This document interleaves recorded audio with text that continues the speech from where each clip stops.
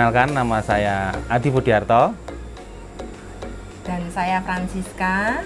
Kami dari Mamnik, produsen tas dan beraneka ragam tote bag dan sebagainya. Kami beralamat di Mojosongo, di Surakarta, melestarikan kain Nusantara dengan kita bikin tas-tas yang unik. Seperti yang ada di sebelah sini, kita melengkapi dengan tenun, ada lurik, ada ulos, dari berbagai macam Nusantara kita kombinasikan di dalam satu bentuk tas.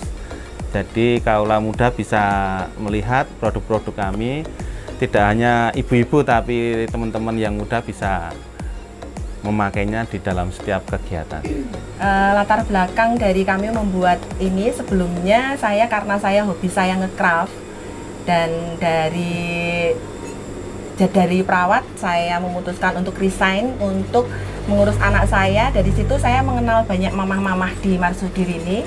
Mereka sering memesan kepada saya bikin kostum kalau pas pentas, bikin pernak-pernik dari flanel. Setelah itu berkembang, ada yang pesen dari bantal print. Setelah itu sedikit-sedikit semakin berkembang. Dari bantal kita menuju ke tas souvenir, dan pada saat pandemi di luar dugaan malah pesanan kami membludak menjadi pesanan masker custom. Di situ kami mulai merintis. Kalau yang lainnya itu pandemi mereka menurun, malah kebalikan dengan kami. Pandemi adalah awal kami mempunyai usaha ini.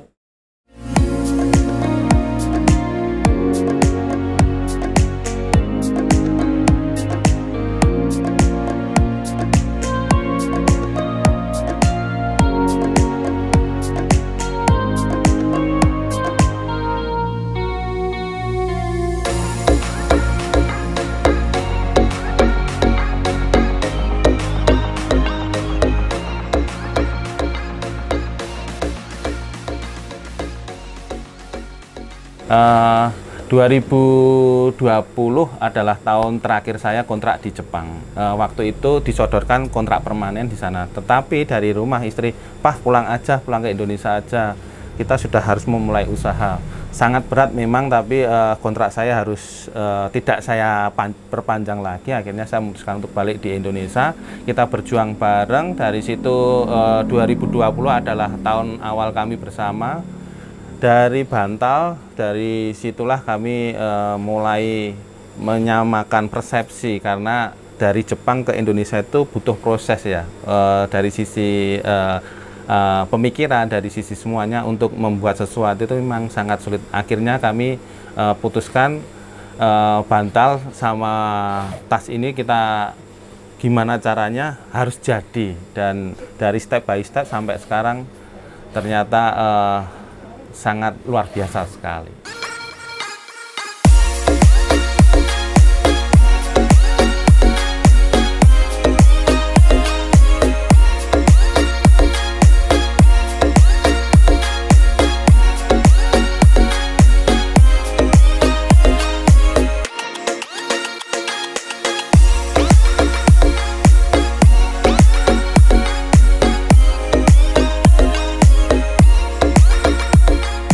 Pertama kali merintis itu kalau orang bilang usaha itu butuh modal, kalau saya salah.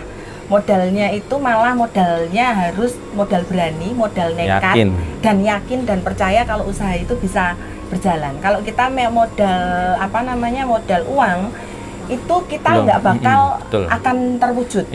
Nah, kayak misalkan saya pertama kali merintis usaha ini, saya tidak akan memakai uang suami saya. Nah, untuk saya sisihkan yang misalkan saya pinjam dulu buat modal ini, tapi harus saya kembalikan lagi. Tapi benar-benar modal itu dari nol. Terus dari sedikit demi sedikit itu, keuntungan itu jangan dipakai untuk hal yang lain. Misalkan dicampur dengan uang rumah tangga, itu nggak bisa, nanti nggak akan jalan. Nah, dari yang sedikit itu dikembangkan untuk misalkan beli kain, beli mesin jahit seperti yang pandemi yang dulu. pandemi yang dulu itu waktu kami benar-benar banyak sekali pesanan, dan itu memang awal dari kami itu kami keuntungannya berlipat ganda, tapi tidak langsung dibelikan untuk barang-barang yang tidak berguna, tapi saya belikan mesin, saya terus belikan kain, belikan alat-alat untuk menunjang usaha ini. Dari situ mulai sedikit demi sedikit mulai berjalan. Nah, malah kalau yang namanya modal itu startnya malah mulai dari sekarang. Bagaimana mempertahankan supaya ini bisa jalan. Nah, modalnya ini yang dibutuhkan malah saat ini. Misalkan ini kita lagi harus mengisi stok. Ngisi stok kayak gini berarti kan kita harus stop untuk orderan masuk kita stop untuk mengisi stok di sini, untuk mengisi penjualan. Nah, itu saat kita stop, padahal untuk pengeluaran kain, pengeluaran tenaga itu pasti akan berlipat ganda. Nah, pinter-pinternya kita untuk mengolah keuangan itu. Dan di satu sisi perkembangan saat ini itu sangat ketat ya. Kalau kita nggak punya kreativitas, kita nggak punya sesuatu yang beda dengan produk teman-teman atau hal yang lain, kita pasti kalah. Karena apa? Sangat luar biasa sekali teman-teman UMKM ini, idenya banyak sekali, tetapi monoton di satu saya bikin ini aja, tapi nggak dikembangkan. Itu terus akhirnya tiru-tiru, sing laris opo, sing iki opo. Itu pernah kita alami. Kita bikin satu tas, itu murni ide kita sendiri, dan kita ikut event gelaran di Solo, ada teman yang lain nonton, tapi malah saya sendiri bangga, oh ini bisa menginspirasi teman-teman. Tapi kita tidak boleh berhenti di situ, kita harus menciptakan yang lain, nambah lagi. Nah, dari situlah kita bisa bertahan sampai saat ini.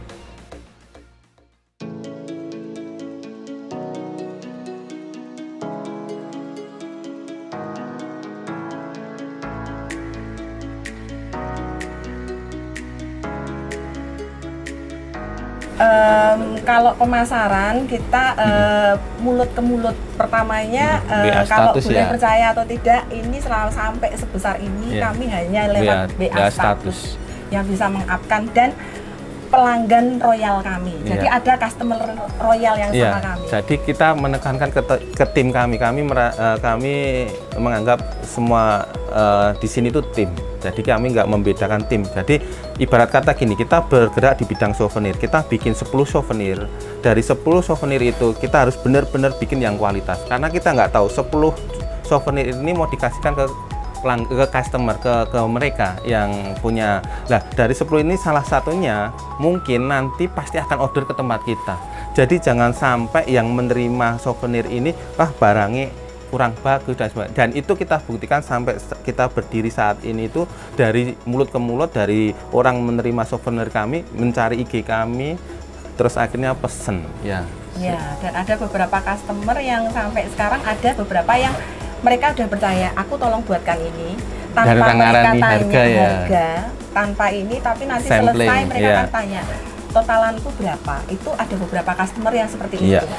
Dan dari mereka pun sebenarnya semua yang ada barang di sini pun sebenarnya kalau boleh dibilang dari customer yang guru kami. Jadi dari customer, mereka dari tas kotak ini aja lah, simple aja. Ini pertama kali dari customer kami. Bisa jadi bikin mereka kayak gini enggak? Bisa bikin kayak gini enggak? Oh, coba kita sampling dulu ya. Betul, dicoba, disampel. Oh, akhirnya ternyata cocok. Iya. Dari ini. Dan dari cocoknya customer itu, kepuasan itu sudah menjadi penghargaan bagi kami. Dan akhirnya dari customer ini punya link, punya relasi kayak dinas-dinas ataupun yang lain. Akhirnya belinya di mana? Oh, di Mamnik.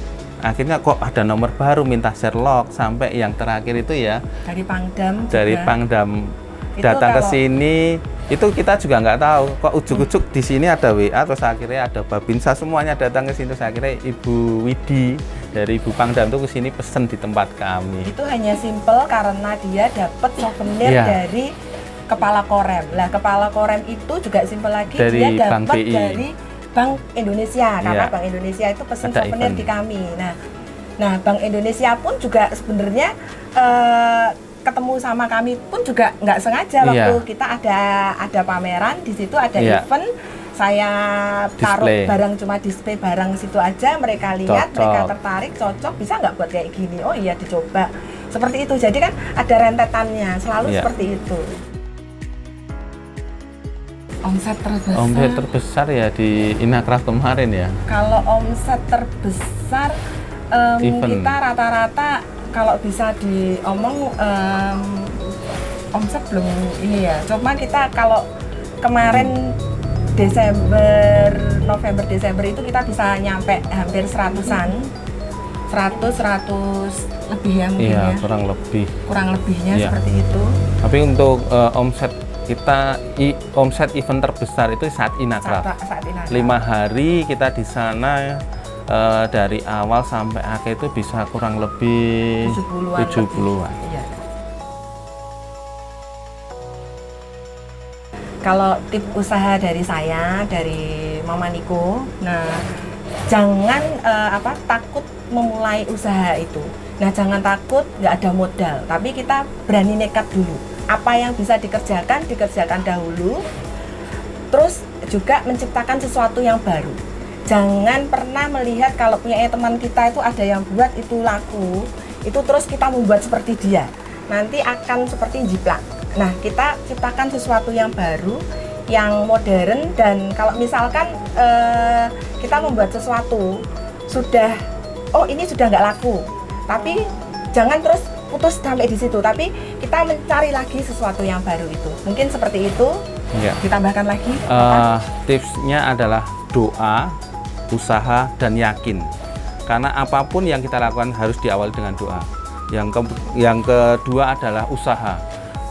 Doa sekuat apapun, kalau kita nggak berusaha sampai istilahnya pertarungan terakhir mati-matian, kurang sedikit lagi usahamu akan naiklah. Di situ kita harus usahanya tekun. Yang terakhir adalah yakin. Seberapa kuat kita melakukan usaha, seberapa tangguh, seberapa tekun, kalau kita belum yakin, pasti ada. Kalau ada yang jual, pasti ada yang beli. Kalau ada yang bikin, pasti ada yang pesan. Itu salah satu yang menguatkan saya untuk melangkah. Jadi doa, usaha, dan yakin.